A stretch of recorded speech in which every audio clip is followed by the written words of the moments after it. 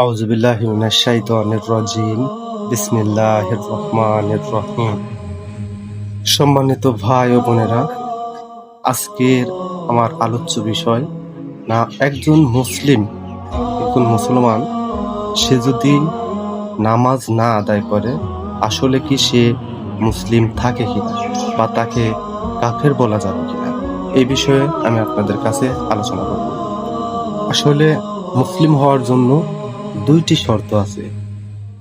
এক, যদি কোনো ব্যক্তি স্বীকার করে যে আল্লাহ এক, তার কোনো শরীক নেই, তিনি সর্বশক্তিমান এবং আল্লাহ ছাড়া আর কোনো উপাস্য নেই।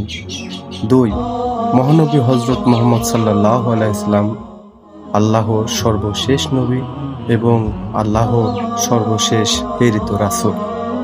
এই দুইটা জিনিস যে মানে এবং স্বীকার করে তাকেই মুসলিম বলা যেতে পারে এবং সে মুসলিম দাবি করতে পারবে।